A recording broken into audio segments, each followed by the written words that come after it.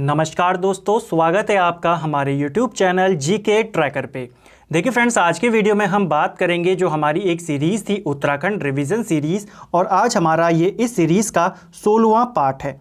आज के वीडियो में भी उत्तराखंड से जुड़े हुए 100 महत्वपूर्ण प्रश्नों को हम यहाँ पर देखेंगे विद एक्स्ट्रा फैक्ट। तो चलिए फ्रेंड्स, आज के इस वीडियो को शुरू करते हैं। और अगर आपने अभी तक इस सीरीज़ के पहले के वीडियो नहीं देखे हैं, इस वीडियो से पहले के, तो आप उनको प्लेलिस्ट में जाके देख सकते हैं।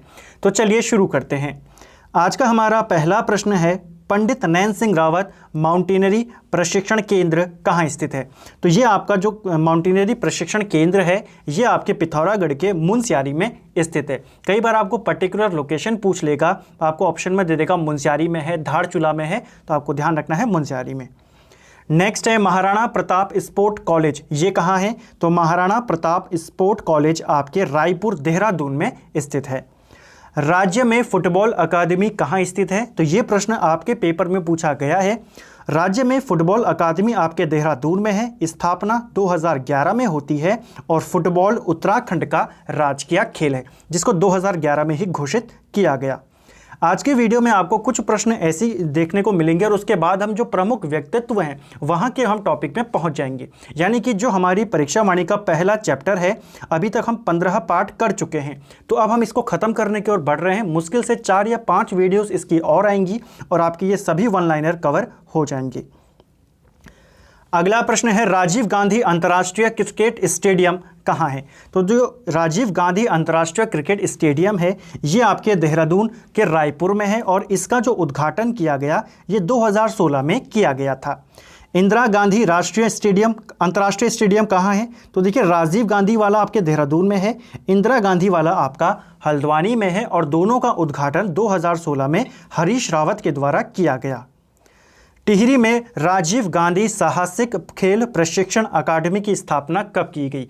यह प्रश्न पेपर में पूछा जा चुका है कि राजीव गांधी साहसिक खेल प्रशिक्षण अकादमी ये कहाँ है? तो ये आपके टिहरी में है और इसकी स्थापना 2014 में की गई। रांसी स्टेडियम कहाँ पर है? तो रांसी स्टेडियम आपका उत्तराखंड के पौड़ी गढ़वाल में स्थित है।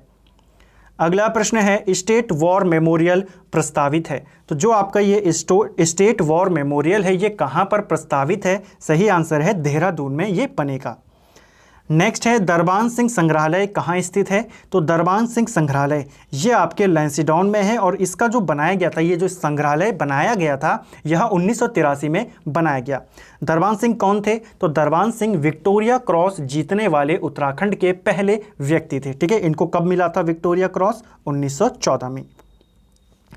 नेक्स्ट है आपका, देहरादून में राज्य के सबसे पुराने वन संग्रहालय की स्थापना कब की गई? तो राज्य का सबसे पुराना वन संग्रहालय आपके देहरादून में है। स्थापना इसकी 1914 में की गई। अल्मोड़ा में जीबी पंत राजकीय संग्रहालय की स्थापना कब हुई? तो जीबी पंत राजकीय संग्रहालय आपके अल्मोड़ा में है और इसकी स्थापना 1979 में की गई थी। Jim Corbett national park museum कहाँ स्थित है? तो Jim Corbett national park museum आपके कालाडुंगी में स्थित है। ठीक है। नेक्स्ट है आपका, हिमालय पुरातत्व एवं नृवंशीय संग्रहालय ये कहाँ पर है? तो हिमालय पुरातत्व एवं नृवंशीय संग्रहालय आपके श्रीनगर में है। कुछ दिन पहले ही हमने इसको देखा था और इसकी स्थापना 1980 में की गई थी। मौलाराम चित्र संग्रहालय कहाँ पर है? कई बार पूछा गया है कि मौलाराम की जो चित्रशाला है ये कहाँ है? तो मौलाराम का चित्र संग्रहालय आपके श्रीनगर में स्थित है। कमेंट करके आप बताएंगे टिहरी का वो कौन से राजकुमार थे जो मौलाराम से चित्रकला सीखने के लिए टिहरी से श्रीनगर जाते थे। नेक्स्ट है, उत्तरकाशी में हिमालयन संग्रहालय की स्थापना कब हुई? तो हिमालयन संग्रहालय की स्थापना आपके उत्तरकाशी में 1965 में की गई। हेमवती नंदन बहुगुणा राजकीय संग्रहालय ये कहाँ है? तो हेमवती नंदन बहुगुणा राजकीय संग्रहालय इन्हीं के गांव बुधानी गांव पौड़ी गढ़वाल में स्थित है। ठीक है। नेक्स्ट है, टिहरी के अंजनी सेण में श्री भुवनेश्वरी महिला आश्रम की स्थापना किसने करी? तो भुवनेश्वरी महिला आश्रम आपके टिहरी गढ़वाल के अंजनी सेण में स्थित है और इसकी स्थापना 1977 में स्वामी मनमथ के द्वारा की गई थी। ठीक है, स्वामी मनमथन ने ही यहीं पे जो चंद्रबदनी मंदिर है टिहरी में, वहाँ पे पशु बलि के ऊपर भी प्रतिबंध लगवाया था। अगला है कल्याण सिंह रावत मैती द्वारा हिमालय वन्यजीव संस्थान की स्थापना कब की गई? तो यह जो संस्था है हिमालय वन्यजीव संस्थान, इसकी स्थापना कल्याण सिंह रावत ने करी और यह स्थापना 1974 में की गई। बाद में इन्हीं के द्वारा मैती आंदोलन भी चलाया गया था 1996 में। नेक्स्ट है मानव उत्थान सेवा समिति की स्थापना किसने करी? तो मानव सेवा उत्थान सेवा समिति, इसकी स्थापना करी थी सतपाल महाराज ने। ठीक है, ये वर्तमान में कहाँ से विधायक हैं? तो चौबट्टा खाल से ये वर्तमान में विधायक हैं। नेक्स्ट है हरिद्वार में गायत्री शक्तिपीठ की स्थापना किसने करी थी? तो हरिद्वार में गायत्री शक्तिपीठ, जिसे हम शांति कुंज भी कहते हैं, इसकी स्थापना आचार्य स्वामी राम ने 1971 में करी थी। ठीक है, गायत्री शक्तिपीठ। नेक्स्ट है आपका 1905 में टमटा सुधार सभा का गठन किसने किया? तो 1905 में टमटा सुधार सभा, जिसे हम टमटा सुधारणी सभा भी कहते हैं, इसका गठन किया था हरिप्रसाद टमटा ने। और बाद में 1911 में इसका नाम क्या हो गया था? इसका नाम हो गया था शिल्पकार सुधारणी सभा। नेक्स्ट है आपका ऋषिकेश में द डिवाइन लाइफ सोसाइटी और योग वेदांत फॉरेस्ट एकेडमी, इसकी स्थापना किसने करी? तो ऋषिकेश के अंदर ये जो सोसाइटी और एकेडमी बनाई है, यह स्वामी शिवानंद के द्वारा बनाई गई है। चिपको आंदोलन को गति देने के लिए दालियों का दगड़िया नामक संगठन किसने बनाया था? तो यह जो संगठन है दालियों का दगड़िया, ये संगठन चंडी प्रसाद भट्ट का है, जो इन्होंने चिपको आंदोलन के दौरान बनाया था। पहाड़ संस्था की स्थापना किसने करी? तो पहाड़ संस्था देखिए, इसकी स्थापना शेखर पाठक के द्वारा की गई थी। कहाँ पर? नैनीताल में। ठीक है, कब करी इन्होंने पहाड़ संस्था की स्थापना? 1983 में। ठीक है। नेक्स्ट है हिमालय पर्यावरण अध्ययन और संरक्षण संस्थान, जिसको हम हेस्को कहते हैं, के संस्थापक कौन हैं? तो हेस्को के संस्थापक आपके डॉक्टर अनिल प्रकाश जोशी हैं। इन्होंने हेस्को की स्थापना 1979 में करी थी। ठीक है, 1979। परीक्षा वाणी में 1983 इसको दिया गया है, इसको करेक्ट नहीं मानना, 79 इसका करेक्ट आंसर है। ठीक है। Himalaya action and research centre, जिसे हम हॉर्क के नाम से जानते हैं, ये कहाँ पर है? तो Himalayan action and research centre ये आपके देहरादून में है और इसकी स्थापना 1988 में की गई थी। महिलाओं को आत्मनिर्भर और जागरूक बनाने के लिए कौसानी में लक्ष्मी आश्रम की स्थापना किसने करी? तो ये क्वेश्चन भी कई बार रिपीट हुआ है कि कौसानी में लक्ष्मी आश्रम की स्थापना सरला बहन के द्वारा की गई। सरला बहन एक अंग्रेज थी जो कि यहाँ पे आई, गांधी जी की ये शिष्य थी और इनका वास्तविक नाम कैथरीन हाइलमन था। ठीक है, इनका वास्तविक नाम भी पूछा गया है। इन्होंने इसकी स्थापना कब करी? तो इसके अकॉर्डिंग यहाँ पे इन्होंने 1941 में लक्ष्मी आश्रम की स्थापना करी। नेक्स्ट है आपका उत्तराखंड का प्रथम स्वतंत्रता सेनानी किसे माना जाता है? तो राज्य का पहला स्वतंत्रता सेनानी कालू मेहरा को माना जाता है। ठीक है, कालू मेहरा ने जो 1857 की क्रांति हुई थी, उस दौरान इन्होंने एक संगठन बनाया था जिसका नाम पेपर में पूछा गया है। कौन सा संगठन था? क्रांतिवीर नामक संगठन इन्होंने बनाया था। ठीक है, और ये उत्तराखंड के प्रथम स्वतंत्रता सेनानी थे। अब हम यहाँ से जो प्रमुख व्यक्तित्व हैं उनको लेकर कुछ वन लाइनर को देखेंगे और अपना रिवीजन करेंगे। नेक्स्ट है कुमाऊं के ब्राह्मणों द्वारा हल ना चलाने की प्रथा को किसने तोड़ा था? देखिए, कुमाऊं में पहले ब्राह्मणों के द्वारा हल नहीं चलाया जाता था। इस प्रथा को तोड़ा हरगोविंद पंत ने। कब तोड़ा? 1928 में। और इन्होंने इस प्रथा को कहां पर तोड़ा था? तो बागेश्वर में इन्होंने हल ना चलाने की प्रथा को हल चलाकर तोड़ा था। ठीक है, 1928 में। किसे अल्मोड़ा कांग्रेस की रीढ़ कहा जाता है? तो अल्मोड़ा कांग्रेस की रीढ़ कहा जाता है हरगोविंद पंत को। नेक्स्ट है आपका दलितों के उत्थान के लिए शिल्पकार सुधारणी सभा का गठन किसने किया? तो देखिए 1911 में जो टमटा सुधारणी सभा हमने ऊपर पढ़ी, उसका नाम परिवर्तन हुआ, उसमें योगदान की यहाँ पे बात हो रही है। गठन किसने किया है? हरिप्रसाद टमटा ने। लेकिन जिसको नाम बाद में दिया गया शिल्पकार सुधारणी सभा, यह किसके प्रयासों से हुआ? तो यहाँ पे आपके खुशीराम आर्य भी थे, हरिप्रसाद टमटा भी थे, तो ये आपको ध्यान रखना है। ठीक है, इसके अलावा अगर आपको ऐसा प्रश्न पूछे कि कुमाऊं शिल्पकार सुधारणी सभा का गठन किसने किया, तो आप खुशीराम आर्य को करें, अदरवाइज हरिप्रसाद टमटा।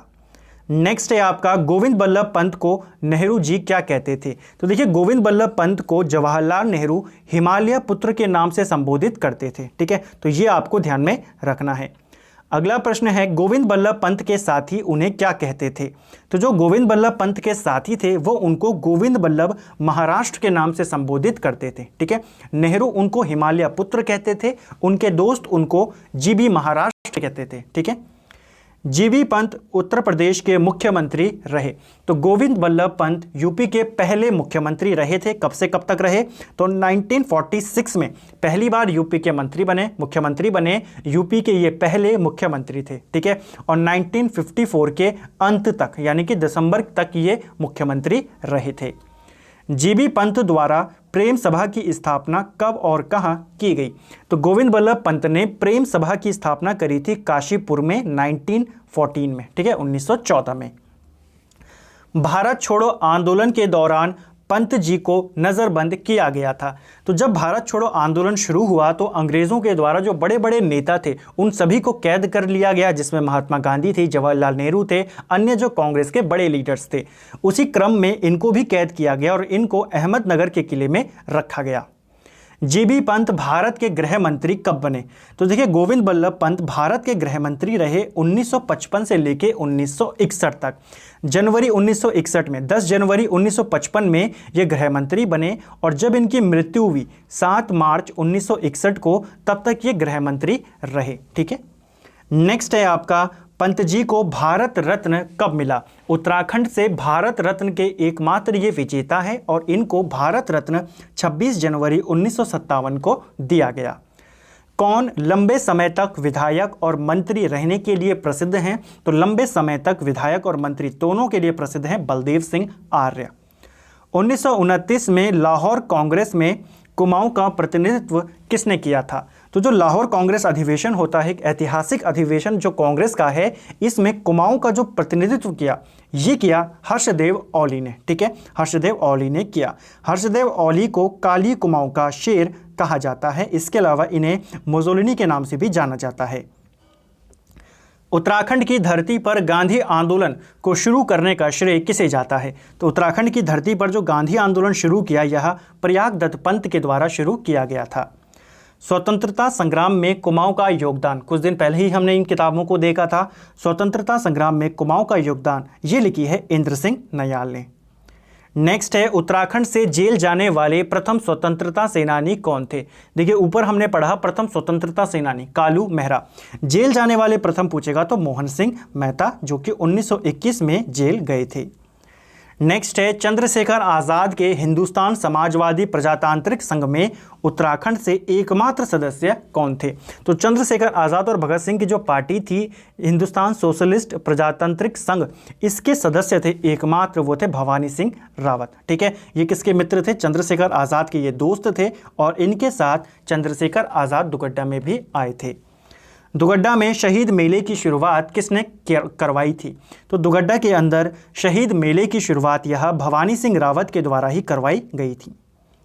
किसने अपने नाम से जाति सूचक शब्द को हटा लिया था? तो अपने नाम से जाति सूचक शब्दों को हटा लिया था डॉक्टर भक्त दर्शन ने। ठीक है, इनका वास्तविक नाम क्या था? तो डॉक्टर भक्त दर्शन का वास्तविक नाम था राज दर्शन। ठीक है, और 1921 में इन्होंने जीवन भर खादी पहनने का भी व्रत ले लिया था।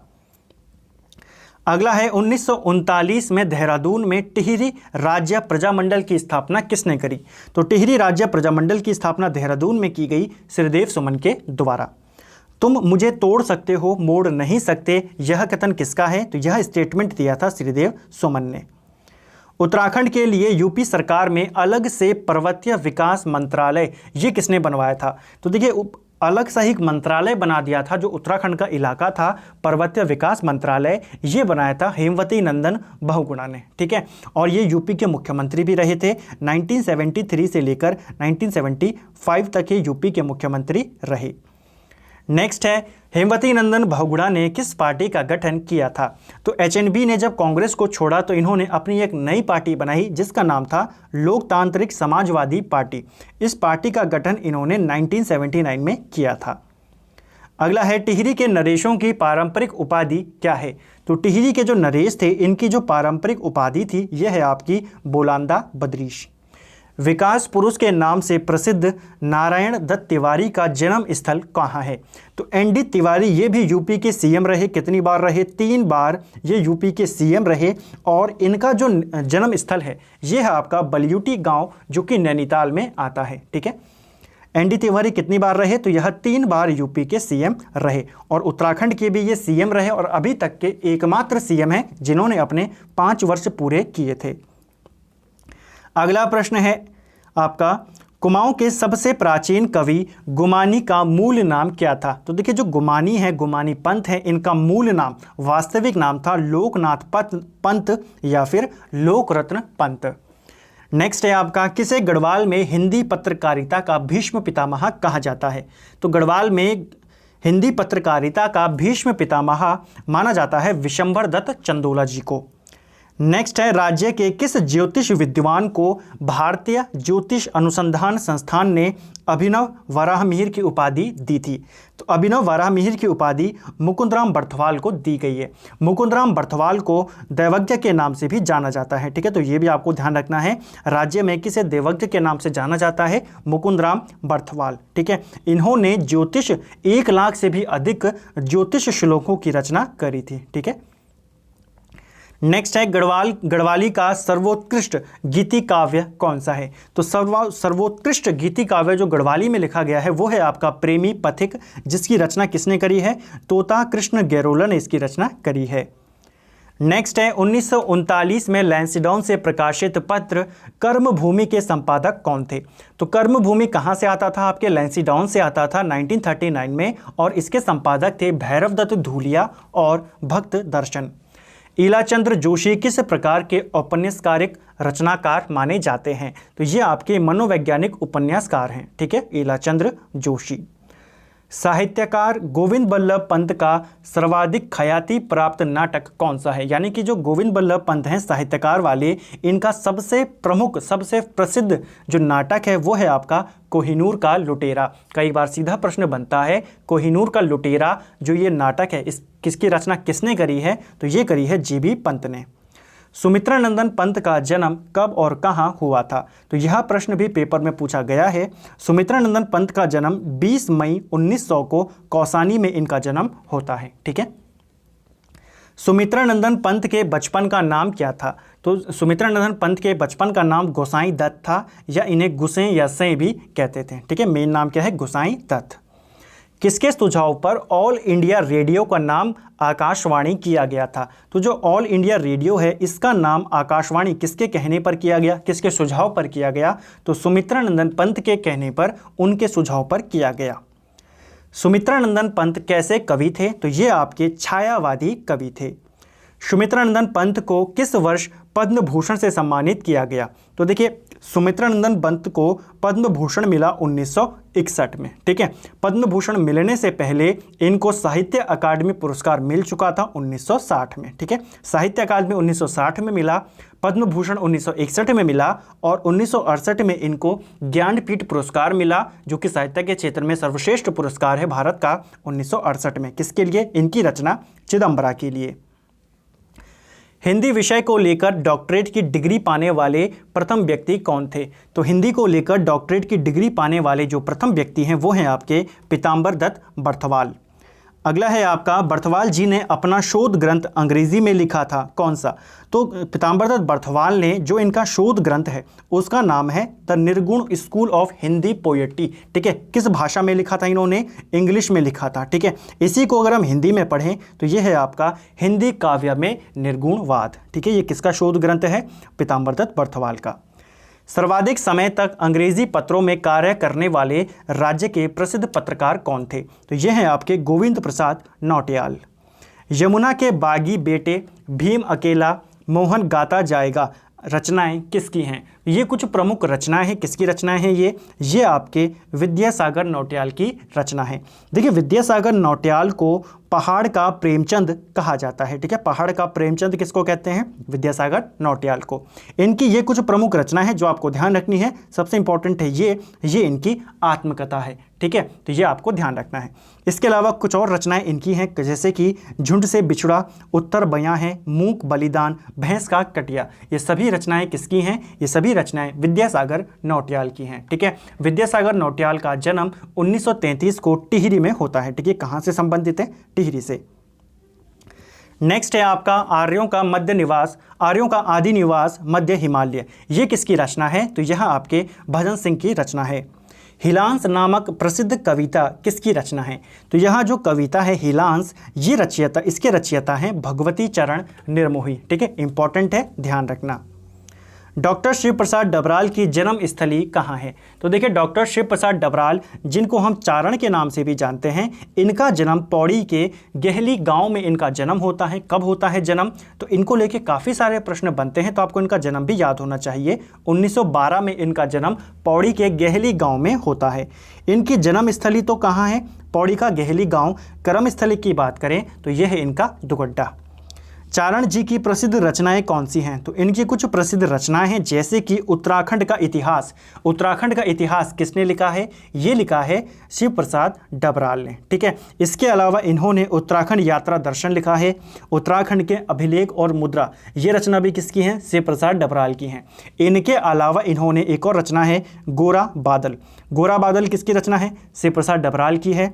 गढ़वाली मेघदूत, ये किसकी रचना है? तो गढ़वाली मेघदूत भी इन्हीं की रचना है। ठीक है, तो कई सारी इनकी रचना है, जैसे कि एक और है राष्ट्र रक्षा काव्य हो गया, संघर्ष संगीत हो गया। ये सभी रचनाएं किसकी हैं? शिव प्रसाद डबराल की हैं।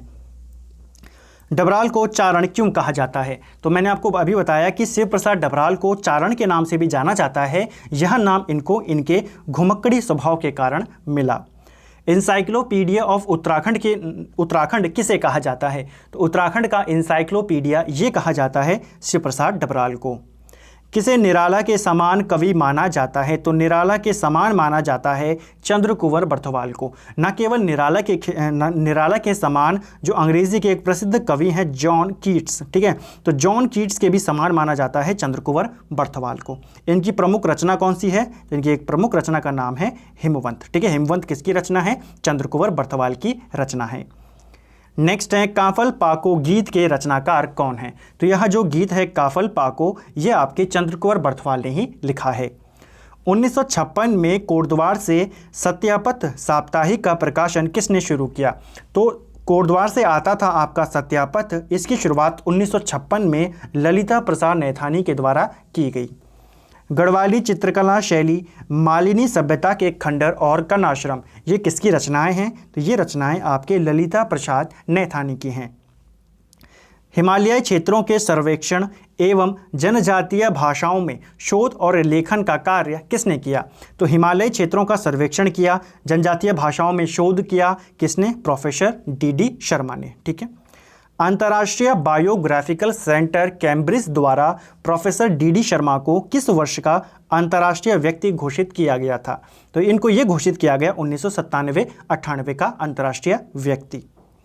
नेक्स्ट है आपका संस्कृत साहित्य के किस विद्वान को बिना पीएचडी की डिग्री के डीलेट की उपाधि दी गई थी? तो बिना पीएचडी की डिग्री के डीलेट की उपाधि पाने वाले व्यक्ति हैं डॉक्टर शशिधर शर्मा। किसके लिए मिला इनको? संस्कृत साहित्य में योगदान के लिए।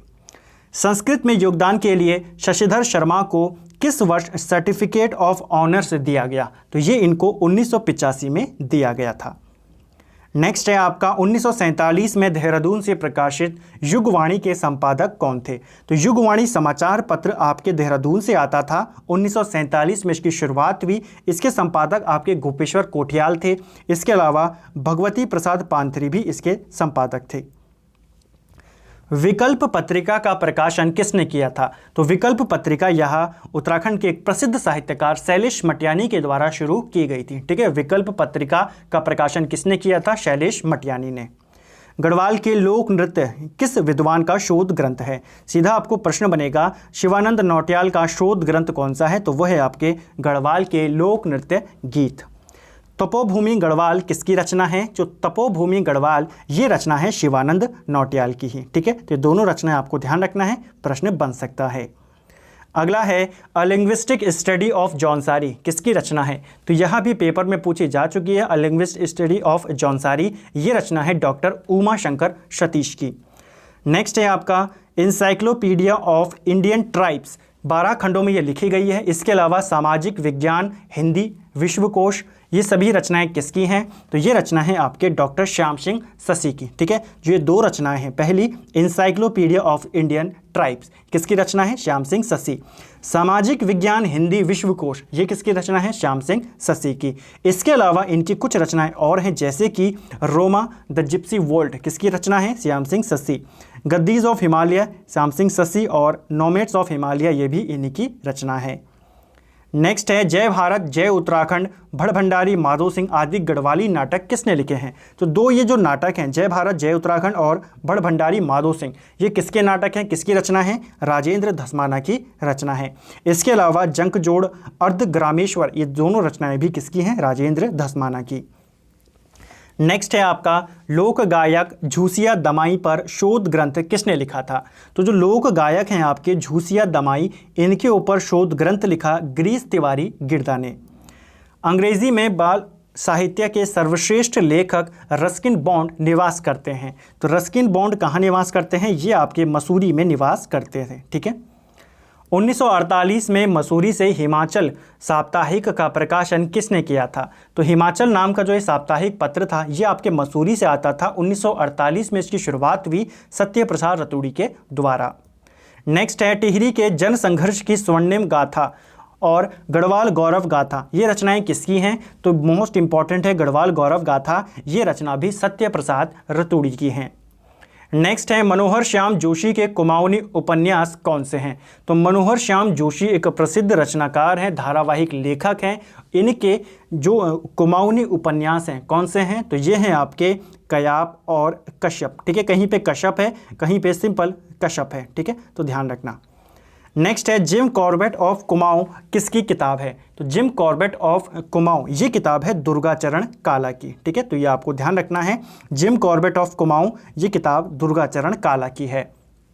नेक्स्ट है फ्रेडरिक विल्सन की जीवनी हलसन साहिब ऑफ गढ़वाल, ये किसने लिखी है? तो पहली चीज़ तो ध्यान रखना, फ्रेडरिक विल्सन की जीवनी का नाम क्या है? हलसन साहिब ऑफ गढ़वाल, और ये लिखी है दुर्गाचरण काला ने। ठीक है, नेक्स्ट है आपका केकड़े काला मुँह बांसुरी बजती रही दूर का आकाश आदि किसकी रचनाएं हैं? तो ये सभी रचनाएं हैं आपके गोविंद चातक की। इसमें जो ये बांसुरी बजती रही है इंपॉर्टेंट है, पेपर में पूछी गई है।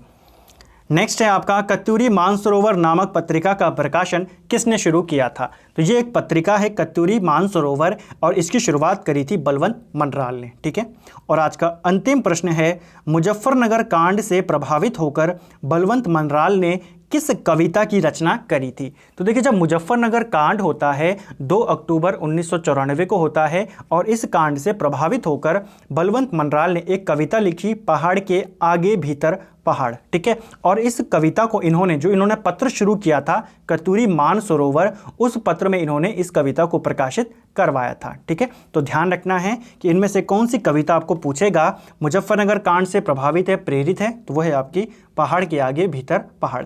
लिखी किसने है? तो ये लिखी है बलवंत मनराल ने। तो फ्रेंड्स, ये था हमारा उत्तराखंड जीके रिवीजन सीरीज़ का। आज हमने यहाँ पे पार्ट नंबर 16 देखा। 1600 क्वेश्चंस को हम यहाँ पे कवर कर चुके हैं।